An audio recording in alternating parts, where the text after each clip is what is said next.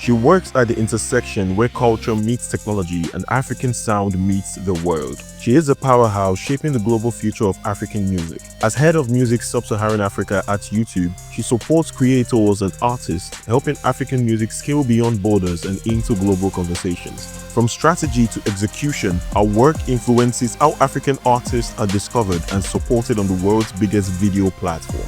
Ladies and gentlemen, Addy Awofisayo on Creativity with Linda. Hello, everybody. Welcome to another episode of CreativiTEA. Woo! I am your host, Linda Agwocha, and today we have a very special guest in the house. She is a powerhouse that is shaping the future of African music. I'm talking about the head of music, Sub-Saharan Africa YouTube, and she's working at the intersection of creators, culture, and technology, and helping to scale African music globally. So, ladies and gentlemen, you are in for a great ride today. Please help me welcome Mrs. Addy Awofisayo. I was like, wait, so I hope it's Mrs. I hope it's not Mrs. I was actually going to say it's Mrs., but I don't go by my husband's last name is Omolaja. So when people say Mrs. Addy Awofisayo, I'm like, yeah.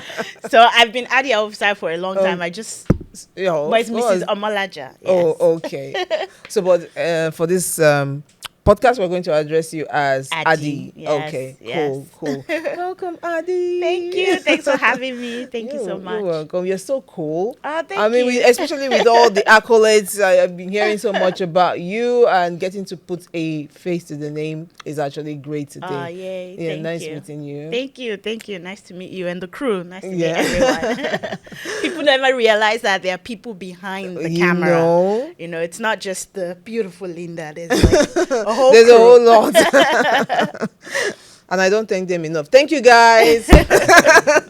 Anyway, so let's get to the business of the day, right? And we always like to start from the very beginning. We like to get to know your childhood, because whether we like it or not, your childhood is the foundation of who you are today. Right. So tell us a bit about that, where you grew up, you know, schools you attended, and yes, and all of that. Okay, let's try and summarize it. Yeah. So I was born in America. Spent my my early childhood years in America. In America, okay. Then I spent my formative years in Nigeria.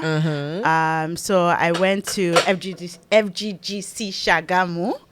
So Shagamu girl, but I graduated from Caleb. So I didn't graduate from graduated from Caleb International. Yeah. And then I think I would say those years formed who I am as a person. You know, I was in boarding school, so you know, just understanding timing, understanding like strictness, understanding being independent, and it was an all-girls school. So being able to stand up for yourself and things like that just really formed who I was as a person. In addition to obviously growing up in Nigeria and understanding, again, just that confidence in my skin, confidence in who I am. And I'm saying that because I went to America for college. And it was when I was in America, I started to understand the concept of being a black person. You know, because in Nigeria, everyone's black. Like, there's no like, black or African American or Hispanic. There's none of that. So when I was so I went to America for college, and it was then, and I was also young when I went. I went at 16, which is the normal age we graduate high school here, right? But in America, it's usually 18, 19. So I was quite young. I was young, you know, starting in my freshman year. And so there was that like youthfulness for me and kind of maybe immaturity. And so just it took a lot ramping up quickly to understand like the concept of where I was and, you know, a lot of things, the culture differences. So I had to learn and grow really quickly. So I would also say that America, you know, my first couple of years in college just, again, shaped who I am, you know, being confident, knowing that, you know, there are times I'll be the youngest in the room. There are times I'll be the only female in the room, the only black person in the room, which wasn't necessarily the case in Nigeria, because I went to an all-female school. I went to, you know, so there was also that, and starting to learn and understand what it means to be assertive and assert myself. So that's just me as a person. And then when it comes to like my career and kind of how I, how that got shaped, I always loved storytelling. Growing up in Nigeria, I don't know if people remember Tales by Moonlight. Oh, of course. So loved Tales by Moonlight. Yeah. Whatever I was doing and it was on, I would run to the TV and I was Me just too. fascinated by the stories and things like that. But I never really thought that could be a career, like the, storytelling or the creative space could be a career. And so I went to, I went with the idea of like it was going to be finance and accounting and things like that. But anyway, we can dive into that more. But yeah, so my childhood was really just shaped by growing up here and then my, kind of, I would say late teen years, going to college in America that just like shaped who I am as a person. Yeah.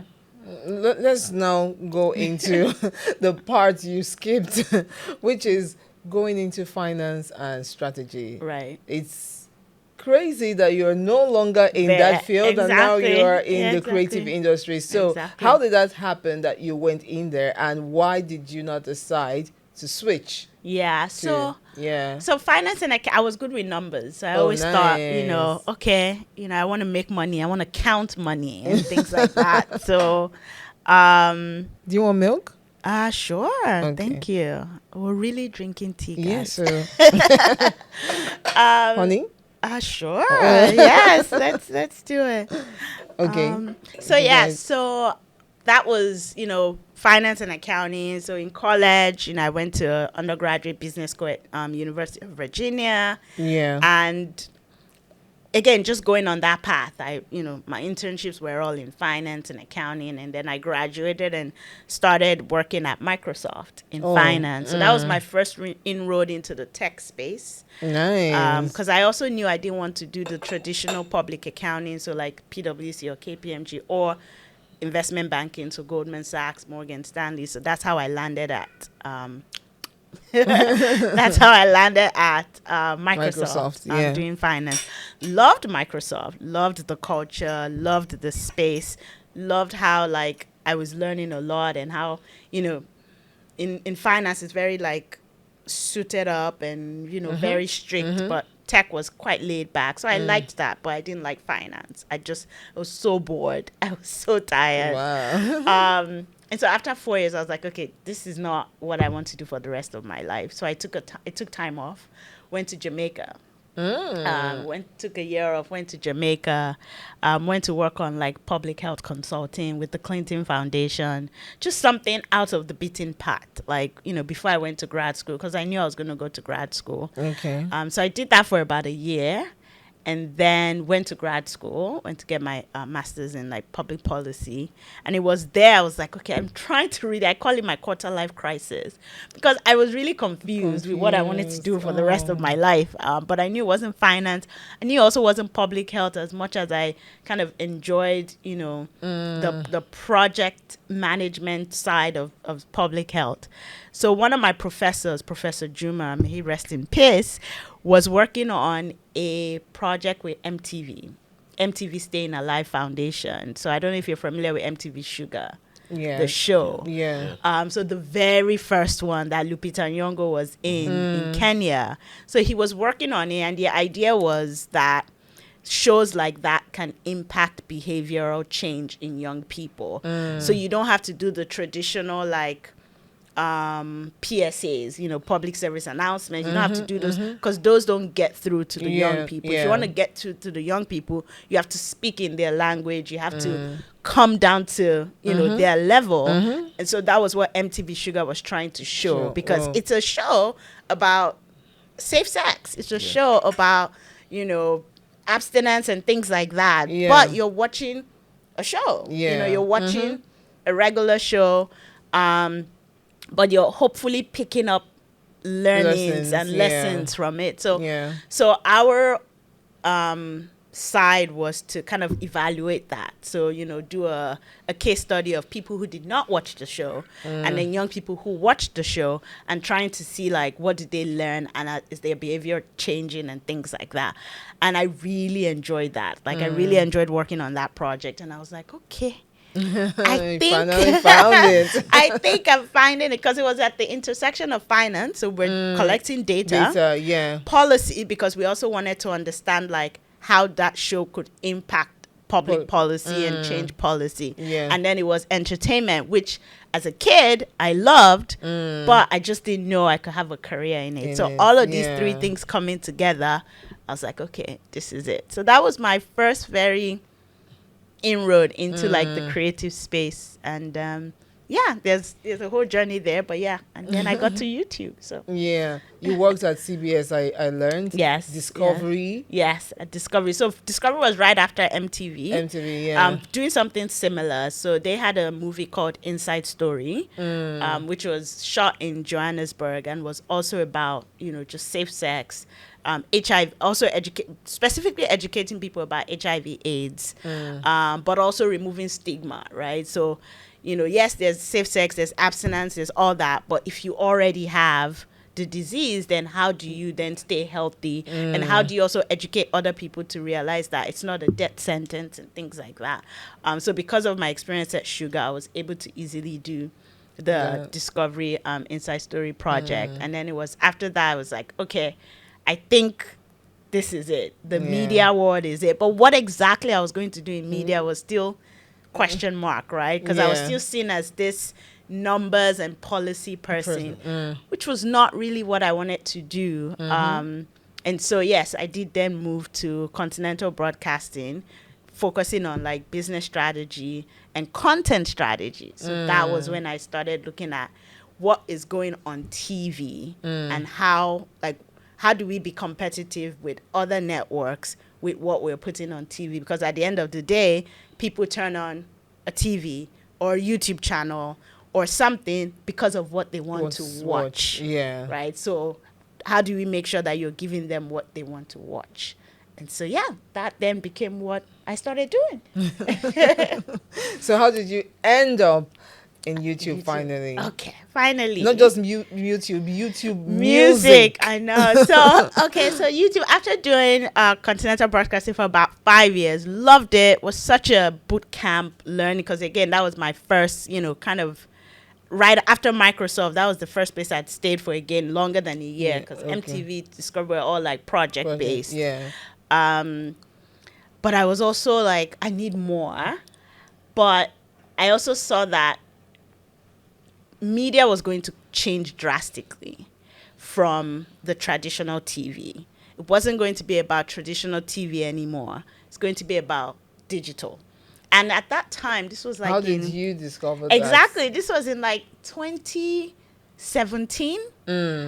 But just seeing, and I was in Nigeria, but just seeing what was happening outside, in the US, in the UK, how people, especially young people, were moving to digital, their phones, were watching more YouTube or, even Facebook, we're watching stuff on Facebook. You could tell that it was no longer the traditional was sitting at home and we're watching TV. And it's not just we're sitting at home and watching TV, it's we're sitting at home and waiting for scheduled content. Because it's not what you want to watch anymore. It's what the TV programming is offering you. And that was changing. Like, people were moving around, people are becoming more mobile, people are just, it's no longer that scheduled viewing. And so I thought, you know what, there's no point trying to build my career in a traditional media setting that's going to change 5-10 years from now. And the people that were shaping that digital media movement were the tech companies. At the time, it was FANG, so Facebook, Amazon, Apple, Netflix, Google. And so I was like, okay, I want to move. That's where I want to be, because that's the future. That's what's going to define what media is going to look like in a few years. So already having a tech background working at Microsoft, I knew that I could leverage that and then leverage my media background working at CBS to move into that space. It was a bummer that Microsoft wasn't one of the FANGs, because I still had great relationships with my managers and like colleagues. Even one of my skip level managers at the time is now the CFO at Microsoft, Amy Hood. So like I still had great relationships, but they didn't have the kind of jobs that I wanted the media Microsoft was doing was like Xbox and things like that. Anyway, long story short, I basically started like reaching out to people in those. I was like in the FANG, in the Facebook, Amazon, Apple, Netflix, Google. I started reaching FANG, but now MANG because Facebook decided Meta. Yeah. So yeah, I started reaching out to them, and it took me. I mean, I wasn't in a rush. So that helped. So I was able to just really understand the different teams, the different strategies, what exactly they were doing. Facebook was still very, and all of them had different strategies to media, right? Facebook was trying to like test Facebook Watch. I don't even remember if people remember Facebook Watch. Amazon had Amazon Prime. Apple also had Apple TV. Netflix was really the streaming master, and then Google had YouTube. So yeah, long story short, after exploring all, YouTube seemed like where I could naturally take my experiences and apply it, and they were hiring for a manager to look after Sub-Saharan Africa and to build the content ecosystem in Africa, because at the time YouTube was very nascent in Nigeria, in Africa as a whole. We didn't have a lot of creators that you have today. We didn't have a lot of media channels on YouTube, and even if they were on, they were just winging it. They really didn't have like proper understanding or guidance on how to do it. So YouTube saw the opportunity in Africa, the African opportunity, and was hiring specifically for that. And and so long story short, after a couple of interviews and all that, I got the role. And that's how I got there, and it's been 7 years since then. And I was right, because media today looks very different it's still going to look much different like 5 years from now, 10 years from now, but it's moving towards again away from scheduled viewing to what people want to watch, when they want to watch it, how they want to watch it. So how did your work at CBS, Discovery, and the other places, how did they actually impact your work at YouTube? So I would say at CBS, I was working with traditional content providers. So like a Murphy Ben, who does a lot of Nollywood on YouTube. And so I understood the traditional media landscape. Okay. So that understanding was helpful, right? To understand why TV, why radio, content play, what people want to watch, all of that. That was very helpful. So then it was taking all of that and saying, how do we translate it to digital? Yes, you are on, I don't know, AIT. You're putting your movie on AIT and people are watching it. And people in Nigeria are watching it. How about you put that movie on YouTube, and then you get people in Malaysia watching it, and you get to earn more money than you're earning from the ads on AIT. No, whatever to AIT.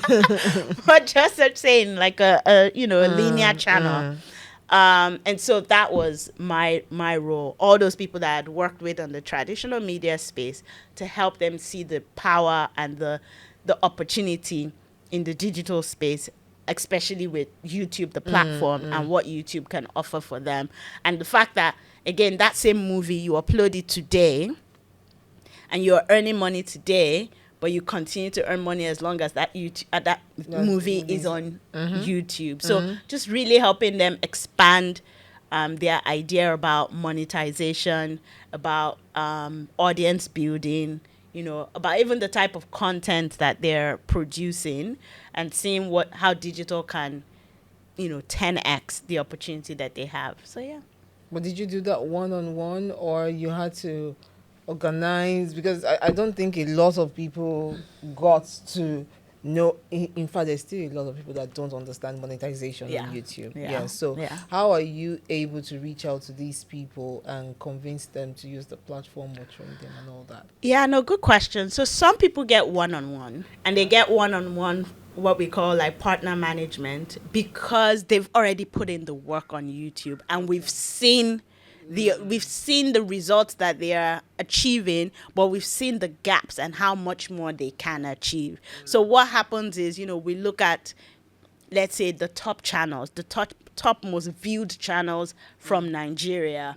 And then it's how do we take those channels and help them even grow more so that they grow and they go into another box, and then we work on the next top 10, on the next top 10. So those ones get a one-on-one because you want to help them with their content strategy. You want to help them with copyright claims. You want to help them with, because they've already, again, they've put in the work. They've done it themselves. They've done some research. They've learned what they can learn. So this is now us coming in and boosting them even more. And then for the others who are still learning and growing or even starting out, we have a vast variety of resources online on our YouTube Creator Academy channel, where you can go and just learn so many things from how do I even title my channel, right? Like how can I understand the algorithm? Like, how can I understand the algorithm to make sure I can capture audiences? My title, my descriptions, my thumbnail.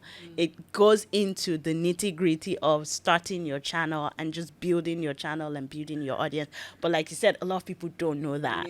You know, a lot of people feel like they have to talk to someone, you know. And it's very hard to talk to someone at Google. It's hard because there's not a lot of us. Like right now, it's just me for music. So when I started, I was looking after non-music content. So I was looking after TV and then creators.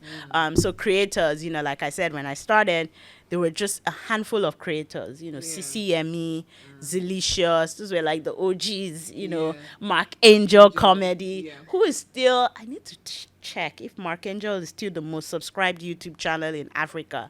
But at the time he was. But guess what? Guess how much his subscribers were? It was like maybe 2 million. Which today sounds like nothing, right? Yeah, because I know people who have 10 million on the right. Exactly. Above. So that was like how early YouTube was in Nigeria. And so my role was really to grow that ecosystem.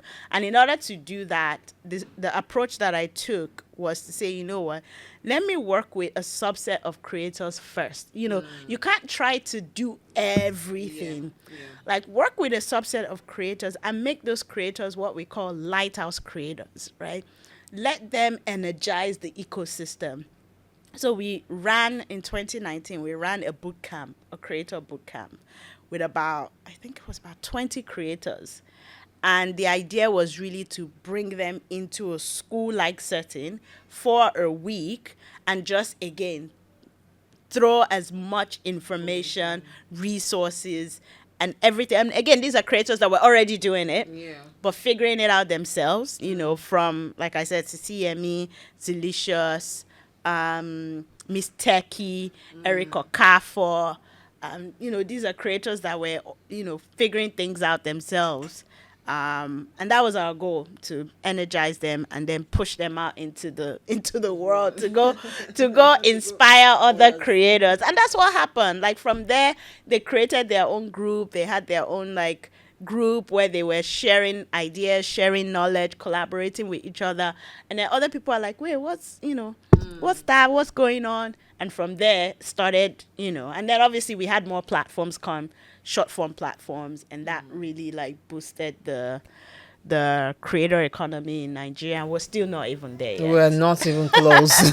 We're still not even there. You know, there's talk about the monetization policies and how our income in Nigeria is lower compared to those abroad. Do you want to speak to that? Because I know it's a real strong pain point for a lot of creators. Yes. Okay, so I think there's some myths and there's facts, right? So let me talk about the myth. So the myth is that, if you're a creator in Nigeria, you cannot earn as much as a creator in America. That's a myth, right? Because your location does not necessarily determine. Really? Yes, and let me break it down. Your location does not necessarily determine how much money you make. Why? Okay. Because it's all about the viewership that you have, the audience that you have, and the eyeballs that you have. So you can be a creator in Nigeria, but 80% of your viewership is coming from outside Nigeria by virtue of the type of content that you make, by virtue of how other people are sharing your channel to their network outside of the market. And if that's the case, then you're not necessarily earning from the eyeballs in Nigeria. You're earning from those eyeballs that are watching. So whether it's US, whether it's UK, whether it's France, markets where their CPM, cost per milli, is higher. So that's the myth, right? Oh, if I'm in Nigeria, I cannot earn as much as a creator in the UK. That's not correct. But if you're in Nigeria, if your audience is It's more Nigerian, then yes, you're not going to earn more, because the eyeballs of a Nigerian, the revenue that the eyeball of a Nigerian user is giving you is not the same as what a US user is going to give to you. So for instance, if you have a content and you have one person in the US that watches it, that one person can earn you, $5 per view.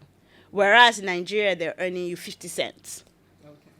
Okay. Well, what's the reason for that disparity? So that is because of the digital advertising ecosystem. Okay. Right? Okay. So YouTube and even all digital platforms can only share the revenue that based on what they themselves are earning. Yeah. What they themselves are getting. So our CEO, Neil Mohan, just put out our 2026 priorities and talked about how over the years, YouTube has given over $100 billion to the creator ecosystem. I saw that, which is incredible. It is. But obviously in Africa, you're like, where is that? We haven't seen it. We have not seen that money. But that's because our digital ecosystem is still growing. It's still so underdeveloped. And it's because then someone will say, okay, so why is it underdeveloped? It's underdeveloped because we don't have those digital eyeballs. The advertisers are going to go where the eyeballs are. The advertisers are going to go where they are going to reach more people. So right now in Nigeria, advertisers are going on TV, linear, even though, yes, I did say it's no more scheduled viewing. People are moving away from linear TV. But when I say people, we're 200 million people. It's still a fraction of that. It's still a small percentage of that have access to even online, that have access to internet. And so because of that, advertisers are still going to the traditional media. They're still going to traditional media, TV, radio, even out of home. But there's some that are starting to see the potential in digital and how even sometimes digital gets you maybe faster results in terms of reaching your customer and your audience. But if we don't have those eyeballs yet, starting from the number of people that we have online, we need to get a lot of people online. In order to get a lot of people online, internet needs to be accessible or free, right? So in India, there's this company called Jio. Okay. And India is, very similar to Nigeria, huge population, but a lot of those people are still, the working class is still a fraction. A lot of those people are still on like minimum wage and things like that.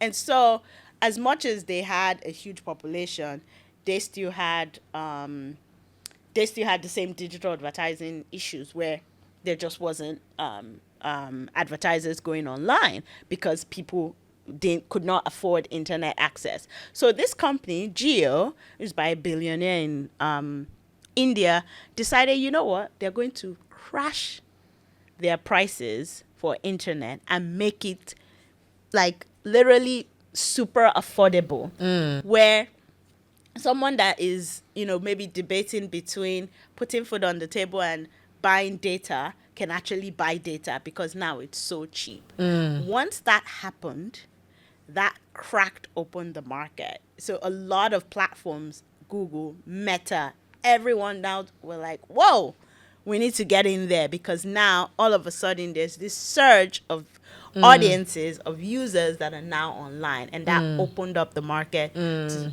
digital advertisers, to platforms. So when you see something like that happen in India, it tells you what could happen in Nigeria. But until we have someone decide to make internet super affordable, which then allows your everyday person to by, to get online, we're still not going to see the potential of the digital ecosystem. We're not going to realize that potential yet. And it will happen. I mean, it's only a matter of time, Yeah. right? Fiber, all these things are starting to come into the market. More players are coming into the market. The more players you have, the more competitive it gets. So it's actually going to happen. It's just a matter of time. Yeah. I need to go and study that company. Geo, you called Yes, it. I think it's JIO. They have to Yeah. take one for the team. I wonder how they. Exactly. I wonder how they made money. Yes, exactly. I know. And But I'm sure there will be ways. Yeah. exactly. So You wanted to yeah. say something. No, I wanted to agree with you that I actually don't know if they're necessarily making money from that, but they're That's- probably making money from Other other things. They sources. saw the potential of, you know what, we need more people online. For more things to happen, for more things to open up. So they weren't short-sighted. Yeah. They had that long-term vision, which is, incredible. So we No. need that. We need that. We need to adapt that strategy in Nigeria. that, yeah. yes, Yeah. yes. That's amazing. All right, so let's talk about your work now with musicians in Nigeria. How have you been able to improve I know you've done a lot because I read somewhere that you've done you've impacted the music industry just with your role at YouTube. So can you just give us like a few pointers to how you were able to do that? So after I loved what I was doing with creators and the media, the media world, especially in Nollywood. Even then, I'm like now. It's like you're still in love with Nollywood. I know. Like even then, we could see how much Nollywood was like breaking into YouTube. So now to see how much like people are really like transitioning is just incredible, because I'm like, oh, my babies. It's so nice to see. But anyway, so I was doing that, and the music was, we had all our, the band and Mohits, and we had them, killing it. But at YouTube, a lot of the music was, people were just putting music videos on their YouTube channel. They weren't really, I do a video, I put it on there. YouTube. Yeah. And so I think the time when it became like, whoa, there's a bigger opportunity than just putting your music video on YouTube was when we wanted to do, when Wizkid was doing a show in O2. And there was an opportunity to live stream that show. Yeah. And so, again, Wizkid, he had sold out O2 for 3 days. And it became such a big deal, and everyone was talking about it. But there still wasn't as much noise as there should be, right? Because only a finite number of people were going to actually experience that show at the O2. And not even people in Nigeria. Not even people in Nigeria, his biggest fans, right? People who made him Wizkid. Yeah. And so that's where we come in, because we were like, you can actually live stream your show, and your fans in Nigeria and all over the world get to experience it at the same time the people at O2 are experiencing it. And his team were very open to it. They said, okay, let's see. And we live streamed the show. And that, I think, showed the potential that African artists have beyond just their home market. Because not only did obviously the Nigerians tune in to watch, but you had people in the US, you had people in France, you had fans who knew Wizkid, and people who didn't even know his music but were curious, tuning in to watch and just really discovering him as an artist and enjoying his craft. And so for us, we were like, okay, we need to supercharge this industry. And so a role opened up for someone to look after look after music the same way I was looking after creators and media TV. And I'd done that for 3 years. So I was like, you know what? Let me move to the music side and just see what that could be. And so, so I moved to the music side, and it's been 4 years now. Nice. Doing that. And it's been fascinating from, seeing whether it's a Rema when he started at Maven, opening up his YouTube channel and seeing, how he has grown and built an audience on YouTube, and how he has used YouTube to, whether it's live streaming and just meeting a lot of people and engaging with people. It's incredible. And we've done not just live streams, we've also done emerging talent programs where we've really supported artists from when they're starting up. Really? Yeah, we supported. Like, I mean, Rema. Like, seriously, we were like, Maven brought Rema to our office in 2019, 2020. You know, when he was still was like young, starting up, yeah. and obviously, if Yeah. you say Rema now, everybody, He's a word superstar. everybody, exactly, everybody knows. And so for us, it's also about discovering talent, and supporting them in their journey from the very beginning. Or at least, you know, being a part of their journey from the very beginning, helping them realize the power that YouTube can provide to them, to reach a global audience. Because again, in a place like Nigeria, radio play is still important for people, you know, hearing their music being played on the radio and things like that. But if you want to break out of the Nigerian market, then you have to start thinking digital. You have to start thinking, how is my music going to connect with audiences outside of my home market? And only digital platforms can help you do that. Because I always say this thing where YouTube allowed our music travel without visa. Not in this state where even getting visa is hard. In some countries, it has allowed our music travel without visa. You don't need visa to, you know, discover an your math, or to discover a Fola or a Shode. You know, and a lot of the artists today, the new artists today, are actually benefiting from that, because back in the days, it was, again, you needed a CD and someone taking the CD and traveling with it. So it's incredible to see how, like, digital platforms like YouTube have really opened up the ecosystem and opened up that, like, world for a lot of the artists. Yeah. That's interesting. I'm sure. Do you guys have a question?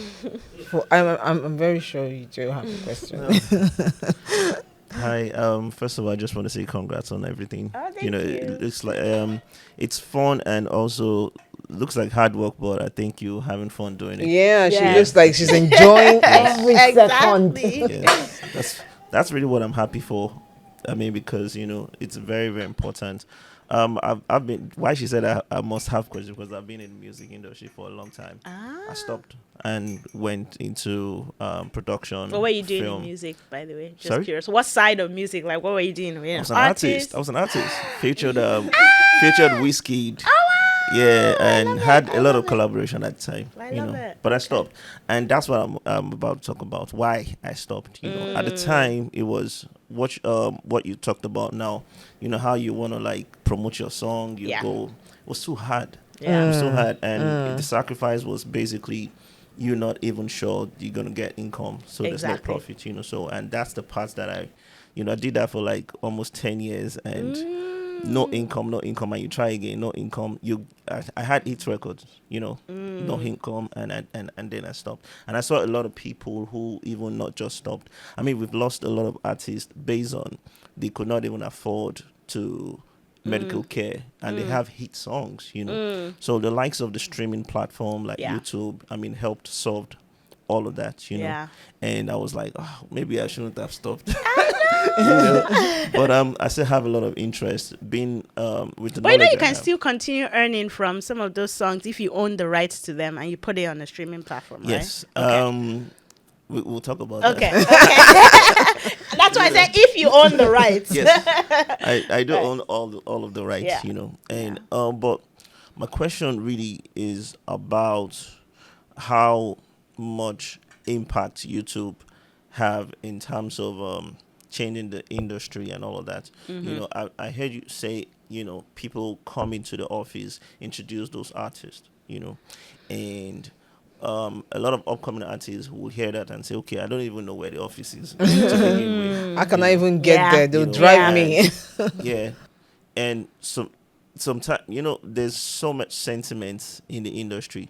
I mean, a lot of people have worked hard to be able to get to that office. Right. Right. But then a lot of people will still feel left behind in a way. How because I love underground artists so as well. I came in as an underground artist. I really had a big squad in my hood, and I haven't blown myself. I was training people how to blow. I thought I was a CEO or something. I love underground artists. I feel like, but so what's the opportunity for those sort of like people? Is it they just need to put in more work, that's all, or is there any? Are they put into consideration? So I would say a couple of things. The very first thing is putting in the work, right? And understanding that it's not going to happen overnight, right? And when I say putting in the work, what does that mean? Pushing your own sound. Today, you have digital platforms that can allow you get discovered by anyone, anywhere, anytime. But it's not that easy though. It's not that easy, but you still need to do it, right? Because no one's going to come and discover you in your living room. So if you're recording and you're just, recording and you're not putting it out there, no one's going to see it. So you have to, when you ask a lot of the artists, whether it's Rema, whether it's Ira Star, or how they got discovered, or Tyler, it's all through digital. If you go to the very beginning of their story, it's all through digital. It's because someone saw them upload a cover of something. Someone saw them singing on their channel. Someone saw them doing something. So they were putting themselves out there without knowing if they would ever get discovered. But knowing that, it's better than just sitting in my room or hoping for someone to find me at it or give me a big platform or a big show. You have to put in the work. You have to show yourself, because you can actually do it today. There's no gate man, right? Before, probably back in your days, you have to go to the radio stations and beg them to play your music. You have to go to, again, no offense to the Sound Cities and the hip TVs. You have to go to them to get them to play your music video. But now, open your own YouTube channel and upload your music video, upload your cover. Just make sure you have the rights. Just make sure it's like original, because if not, there will be a copyright claim, and then that might affect it actually getting discovered or viewed. But yeah, just put in the work and upload and keep putting content out. So when you say it's not easy to discover, it's because some people might do one video or one thing, put it up, and then relax, then go to sleep. Then no one's gonna discover. You have to consistently, when you ask creators, and that's why I really love when creators sort of talk to artists, right? Because artists have that talent, they have that natural talent of music and stuff. So they just feel like that talent should get them should open the doors. Whereas creators know that, no, regardless of my talent, I still need to bang those doors. I still need to push down those doors.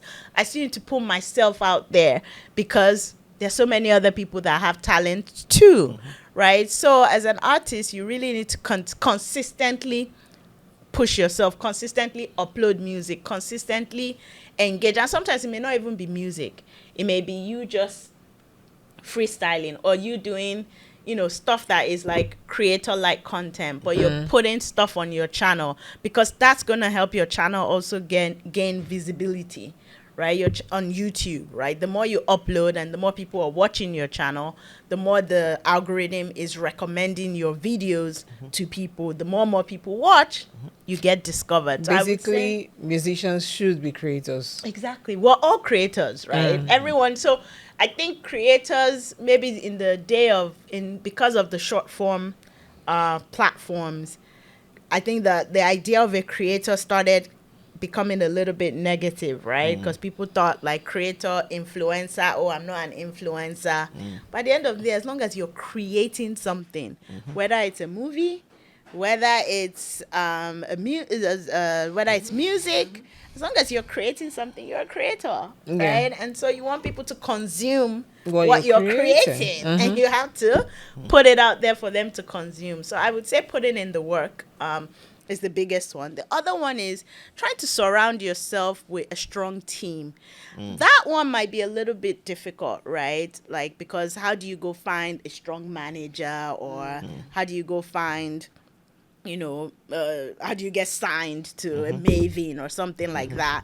But if you're putting in the work, hopefully someone would discover you, right? And if it's someone that truly believes in you, and also they have shown that they've put in the work in the industry. And why I say being surrounded by a great team is I've seen the difference between an artist that is super talented and how far they've gone because of the team they have. You know, and an artist that someone might say, oh, doesn't really have that many hit songs.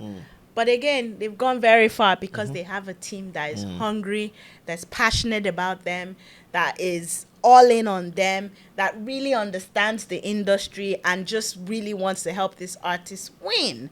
Like, if you have that, that goes a long way than... I know a lot of people, you know, maybe it's their friend that is their manager, which is nice. But if that's not what your friend wants to do, if your friend does not want to be a manager, a music manager, then that's not the right person that should manage you, right? Because they're not going to, they themselves need to grow. They need to learn. They need to understand the industry in order to pour into you and in order to help you. And I've just, you know, there are times I interact with, you know, managers of certain artists, and I'm just like, that's why. Like, that's why this artist is not like, because the person advocating for them, representing them, either doesn't have the energy and the passion to really push for that artist, or doesn't have the knowledge and is not going to look for that knowledge and is not going to like get hungry for that knowledge. So definitely surrounding yourself with a great team that is going to continually learn and continually push for you is important. Yeah. Yeah. That's interesting. Yeah. Are you good? Okay. Just one more. So basically, you also talked about working on data to see what the consumer behavior at one point, you know. But now that you're into music and you've done Nollywood content creation, you know, what did you learn in terms of the consumer behavior now? Okay, let me try and understand the question. Yeah. Like how consumers are consuming. Or what type of content? Okay, so I would say, I mean, from at least the data that we have, Nollywood content is more consumed outside of Nigeria. Right? Nollywood content is more consumed outside of Nigeria. And they stay original, like content, like Nigerian content. Yeah, Nigeria, like Nollywood movies okay. That are being uploaded by Nollywood producers is more consumed outside of Nigeria. In Nigeria, I mean, we still have Nollywood being consumed in Nigeria, but I would say the top content vertical in Nigeria is probably music. Is our music content, and then lifestyle. So your what we call endemic creators. So your Mark Angels and things like that. So those types of content, and then Nollywood, and then news, because news is also big. Yeah. Especially with channels like Channels TV, TVC, that are doing 24/7 live streams of their news coverage on YouTube. But they are also big outside the continent, right? Outside the country, because of the diaspora. Like, we really have to give it to Nigerians outside the country, because they are the ones consuming the content outside and then sharing it with their network that are not necessarily diaspora, and that helps. You know, like I said, if you're a content creator in Nigeria, it's not necessarily about the eyeballs in Nigeria. Those eyeballs outside that are helping you make the most money. So so I would say in terms of content verticals, it's music, it's entertainment type content, so like the creator type content, it's Nollywood, and then news. That's for Nigerian audience, right? Nigeria. But for diasporans, is Nollywood first? I would say, I don't know, because in the US they would have to see what is, but I would say Nollywood is more consumed outside. In terms of just the audience that they have. So if, for instance, Anomoni Oboli, if she looks at our, YouTube stats, and she looks at her top 5 countries where her viewers are coming from, I'm sure she will see US, UK, and then Nigeria. Because also even for music, we always say that when you look at the top 100 artists, 70% of their viewership is coming from outside Nigeria. It's coming from outside the continent. So at the end of the day, our content in general, our entertainment industry is such a great export. But I would say a lot of why it seems like it's not being viewed in the country is also because of access online, right? Yeah. So Yeah. people have cheaper alternatives, TV, you can buy a CD, you can listen to the radio, that to consume this content. Because, it's so interesting when there's a live stream or there's, something that people are watching on YouTube and you just see someone say, my data has almost finished, though. Right? Because that's just the reality that we're living in today, right? I've been watching iShowSpeed's African tour. Yeah. And it's incredible to see that concurrent viewership. So that's how many people are on the stream at the same time, has reached like 160K. He's streaming on YouTube? Yeah, streaming on YouTube. Okay. I think it's streaming on other platforms too. Well. But these are like, you will see it, 170K. But a lot of those eyeballs are probably from outside the continent, right? Because a lot of people are not going to go on a 4-hour stream with their data and be watching, right? People are not going to do that. So again, that's to say, where's iShowSpeed streaming from?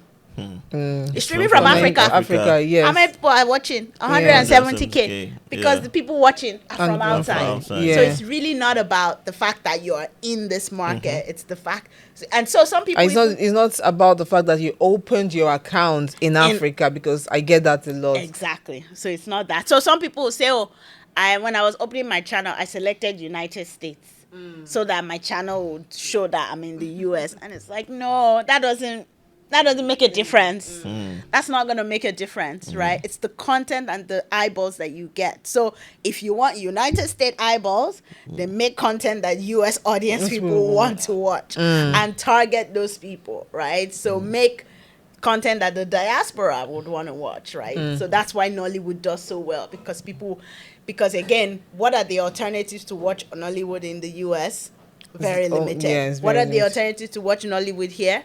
TV, right? So you also have to think about that and think about, like, how do I give people content that they're not going to find anywhere else? Interesting. So if you look at your stats, like, I know you have access to the back end, what would you say? Would you say that or tell us the income level? No, I'm not saying the exact amount. Let me see if I can phrase my question very well. What I want to know is, if you compare the income generated from Nollywood to that of music, to that of creators, which industry would you say is doing better? That's actually a very good question. Yeah. But I don't think I have that data. Oh, okay. Officially, right? I don't think I have that data. Okay, officially. But unofficially? But even unofficially, I'm just going to guess. But officially, that's something to actually look into, to be honest. Yeah. But what I would say officially is that the longer your video is, the more opportunity you have to earn. And that's why, and that's why, what type of content is really long? Movies. So that is why, if you put them side by side, movies are going to earn more, right? Because and why is that the case? The longer your content, that means the more opportunities advertisers have to reach the eyeballs that are watching, right? So if you have a 1-hour content, if you have a 2-hour video, then the advertisers have 120 minutes to capture eyes. If it's a music video, 3 minutes. 4 minutes tops. Sometimes 2 minutes. Sometimes 2 minutes. Like, you can't put ads, how many minutes do you want? There's only so many seconds that they're going to use to capture ads. So definitely, officially, the longer, and that's why you see creators also who are creating their own content try and have what we call episodic content, right? So take one video and then try and cut it down into series. So whether that's like 10 minutes, but because it's episodic, you're watching, it's like you're watching a series back to back. You're binge watching. So again, that provides opportunity for an advertiser to reach more eyeballs. But in terms of how much specifically, I actually don't know. Yeah. All right, but I think what you just said just answered the question in a way. Yeah. Yes, in a way. All right. So it's almost as if creators will be making more money than musicians, but the thing with musicians too is that musicians have other means of, so it's not just video, right? Yes. So it's also the streaming, it's also audio, right? So musicians have other means of making money. So streaming, I mean, their video is one, and then their audio streaming is another, and then obviously live concerts and things like that. But we also have what we call alternative monetization. So monetization outside of ads, merch, and things like that you can use to earn on when you've made the name. Exactly. Yes. Exactly. So yeah. Okay. So would you say that we can be able to get a okay, before I move to that Mr. Beast question, because I'm coming there. Working with music so far in Nigeria, what would you say has been the most iconic thing that has happened in your career with the African music? I don't know if iconic is the word, but maybe the most impactful Okay. thing that I did. And there's probably two. So one is Burna Boy's Madison Square Garden concert. Okay. That we live streamed on YouTube. And I said that why that was impactful was Burna Boy, again, first artist to sell out the Madison Square Garden. There's a lot of excitement, but people didn't just realize how important, or because they also were not going to be a part of it, right? Especially people in Nigeria, they were not going to be a part of it. And so him live streaming it, and I remember his team, they were open to live stream, but they said, oh, we'll live stream it, and then after a few days we'll take it down because we don't want to, have it impact his future shows. This was in 2022. That video is still on his channel today. So what he means by it impacting his future shows is that he still had to go perform in other places, and then he didn't want people to have access. They thought, oh, if I've there's seen already, it, if they've seen this, okay. But it actually did the opposite because it showed what a great performer Burna Boy is, and it created a lot of FOMO for people because people were like, oh, I want to be in that room, like I want to be a part of that. I want to experience it. They saw the energy, they saw the vibe, and that was one show where he performed. He did like a full 1 hour plus show by himself, so no guest appearances. I think the only guest appearance he had was this Usain Do, the Senegalese. Yeah, the Senegalese guy at the beginning. And that was it. And so that created such FOMO for people. So I think for me, that showed the impact of what live streams can do for an artist, right? I also judging the impact by the number of people that live streams the event, right? The event, yes. So I think for me, that was just really exciting because that was, outside of Whiskey's O2, those were one of the first live streams that we did for African artists, and since then there's just been a ton more. And I think it's really the surge came from those two, right? Doing those two live streams. I think the other one would be our Black Voices Fund program. So we have a program that we launched in 2020 to support just Black creatives globally. So in Africa, we had the program in South Africa, Kenya, and in Nigeria. And we had artists like Fireboy, what's this group in Kenya? Salty Soul, Elaine from South Africa, that were all a part of the program. And then we also had a masterclass called Future Insiders, where it's really about, again, those underground artists that are starting and are figuring out, how do I start? Future Insiders, that's the whole point, helping them be insiders. to train them, give them the resources. And for me, just seeing artists go through that, or seeing creatives go through that program, and then seeing how it impacts their career is, just super exciting. I mean, Fireboy was, one of our Black Voices artist program before his big song Peru, and so that's someone that went through that program and then had this hit record, but because he was so equipped with not only the team and the people that were working with him, but even the knowledge that he had, he was ready for that, lip. So I think for me, yeah, because Iconic is such a big brand. But I would say impactful, definitely. Nice. Yeah. I'm just hearing about your Black Voices program. This is the first time I'm hearing so about it, and it's it's a been 3 on year- for how many years? It's a 3-year program. So we started it in 2020. It actually started because of the George Floyd. So it was, there was a lot of advocacy for Black creatives and Black people in general. And so Google, YouTube, we made $100 million commitment to support Black creatives, and that was the program. But it's ended now. Oh, okay. Nice. So, my other question would be, what would you say is the biggest misconception people have about African music? African music, Yeah. that everything is Afrobeats. Yeah, I would say, because they would just say, oh, I was listening to this Afrobeats artist Thames, and I'm like, I'm not sure her music is Afrobeat. So I think that's the biggest or they'll talk about South African artists, and it's Amapiano, and it's like, no. So African music is so diverse, right? And I think even the artists themselves need to know, especially if you're starting out, you don't have to categorize your music as Afrobeats if you feel like that's not what you're doing. If you're pop, be pop. If you're R&B, be R&B. If you're country, be country, right? Depending on what you think your sound is, own that sound. Yeah. And truly own that sound, because yes, Afrobeats, and the thing with Afrobeats is it can be infused into your sound, but does not have to be the sound that you're pushing.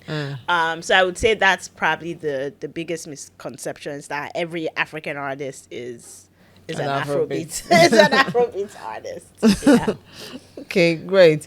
I think I have one more question. Yes, you've done a lot to support women initiatives in music. So I just wanted to highlight some of the things you've done, because I know it's really hard for females in the music industry, and we've heard a couple of interviews of people complaining and all of that. So what is YouTube doing to help women in music? Yeah. So we've done 2 things in the past, and those are things we want to continue to build on. So the first one was support a female songwriting camp. Okay. Right? Because again, like I was saying, people see the artist, but they don't see the team that's behind them, especially the producers, the songwriters, right? Those are people who truly bring the music to life. So we worked with this organization called She Leads. It's by Alicia Keys, or Alicia Keys is on the board, and they really were interested in Africa and supporting African female songwriters and producers. So they partnered with us through my colleague Jenna, Love Jenna, who's our songwriting lead at YouTube. And so we put a camp together, about 10 female songwriters from across Africa, and we went to Ghana, and they worked with Thames and Jackie to just create music. So we had people like Dooney, Shay, Melissa, who were all part of the camp. And not only was it great for them to just come together as a crew, because some of them were talking about how this is the first time they've been in the room with another female producer, right? Like, this is the first time they've been in the room with another female songwriter. So that kind of energy and that kind of like just, understanding and vibe was great for us to help champion. So that was really cool, and something we want to do again, actually, which we're looking to do this year. Stay tuned, because that was such a great, the results that came out of that was beyond just the songs that they created. Again, these female songwriters, created a group to support each other, to connect with each other, and they were all from different markets, from Ghana, from Kenya, from Nigeria, from South Africa. So now I'm a Nigerian female producer, and I know someone in South Africa who can connect me to the South African music ecosystem, which is amazing. The other thing that we've done is support a songwriting program with IB. So IB is she's the executive vice president, I think, in Chocolate City, and this was something she was passionate about. So she started the name is actually skipping me, a program to, again, not just, so the camp that we did were people who are already producing, who, were already like there in their career. She wanted to start the new ones, like how do we support the new female producers? So we participated in that, gave some funding to help, just the training and the workshops and the different things in that program. The other thing that we've done through Future Insiders that I mentioned was also create a panel. So we've done like different Future Insider programs where we do a panel about females, female executives, female artists, female producers. And in one of the panels we did actually in Ghana, we had Tyler, Amare, Jackie, and I'm missing out the last person. But Tyler, her story is so interesting because Tyler, was an artist that we worked with in Ghana in 2022. In Ghana? Yeah. So we did the songwriting. I mean, we did the panel, the female panel in Ghana. In Ghana, okay. So she came from South Africa to Ghana. And at the time, for this festival called Afrochella, but now Afrofuture. And at the time, young girl, probably 18, 17. But you could see the energy, you could see the passion for music. And it was bringing these young females together, female artists, and just talk about what it is to be a female artist. And it was so interesting to see that their own generation wasn't about rivalry. It was really about collaboration. It was about connection. Because Ira was on the lineup for Afro Future Festival and brought on Tyler to perform with her, right? So it was just really good to see that these next generation of female talent is not about rivalry. It's really about connection, about collaboration, and seeing that they are better together. They grow better together. So those are things we want to continue to inspire and support and feel. That's good. That's great. Well, how will the general public get the information about all of these initiatives? Because some of them will feel like they're missing out. Right. Yes. Right. So how will they get to know when you're doing all of these programs again? So tell them. So a lot of it, we put it out there online, again, on our YouTube official platforms, accounts, official channels. Yes. So really, I mean, it's really about seeking out the information. Yeah, it's on there. I don't know. I was on a panel at a conference, and I think someone asked a question, and they were like, "Oh, how do I reach you to get maybe my music or something?" And I was like, "No, it's not about me. Like, you don't have to reach me. Like, I may not even help you personally. Like, but the platform and the resources and everything is out there. So if you are trying to reach me, that's even that's the wrong move to make. Great. So I think it's been an inspiring session. Thank you so much for coming. You. So my question about Mr. Beast. Okay. Do you think we can have a Mr. Beast in Nigeria, from Nigeria? Someone that will make that is making an insanely amount of money. Is he the highest paid on YouTube right now? Well, he's the most subscribed. That's what I know. He's the most subscribed with over 500 million subscribers, which is incredible. It never used to actually be the most subscribed. PewDiePie, another creator named PewDiePie, used to be the most subscribed creator channel. And then Mr. Beast surpassed by, again, staying consistent, creating content, understanding his audience, and really just pushing out content. But I think we can. But we only can when the market itself opens up, right? Mr. Beast is able to become and build that audience because that audience is available online in the market that Yeah. he's in. Yeah. Right. Even though, yes, I say it's a myth that the channel, like, it's not about you being in Nigeria that doesn't allow you earn, but your home market is still important. It's very important. You connect with them first. Right? That's the audience you're going to build first. That's the audience you have access to first. So that audience has to be available. That audience has to be vast for you to then grow, right? Because again, the more people watch from your home country, they share with others, the more others discover you. So it's important. I mean, again, until we see that internet prices or something just open up before we can have a Mr. Beast, right? Because you have to have access to the audience. Mr. Beast is Mr. Beast because he has 500 million people that have subscribed to his channel and are engaged. Do you think this is a good shortcut for creators or musicians advertising their channel? Do you think it's a good idea to advertise? Like, so for example, now that you've said, oh, I need to reach people in US to make more money, some people will be like, oh, so maybe I should advertise and target the people in China and in US so I can make more money. Do you think that's a good idea? I would say it's a bad idea, right? You can advertise, but advertising alone is not going to sustain your channel, and it's not going to help your channel grow on a long-term basis. At the end of the day, your channel is going to grow because you have content that people are coming to watch.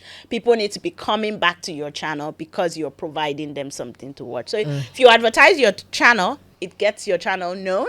You know, it gets someone to be like, oh, I didn't know this channel. I didn't know this person is doing ABC. Let me check it out. They check it out. The next day or next week, they come back to your channel and you don't have new videos for them. Trust me, they'll move on to another channel. So you can advertise, but at the end of the day, you really need to build your content strategy, your content calendar. You need to figure out how you want to capture your audience and ultimately what makes you different from the other channel.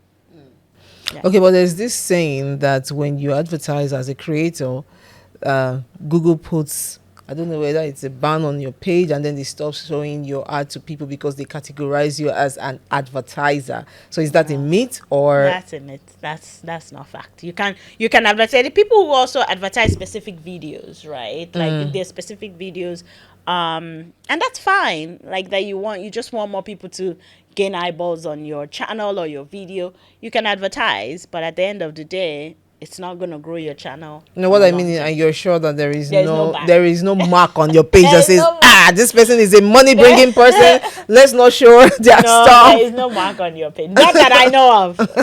Not that I know of. I'm not aware that we ban channels that are advertising. No, we actually want you to advertise. Not ban, but just like, you just don't showcase your channel. Yes, tweak the algorithm so it doesn't, or the algorithm just automatically just categorizes you as a paying. I'm telling you, I hear these things. It just categorizes you as. See, my mouth is like dropping because I'm like, huh? You are laughing now. You say that a lot. I'm like, huh? You call him out. No. Okay. Not that I'm aware of, at least. That much I would say. Yeah. I'm so big on conspiracy theories.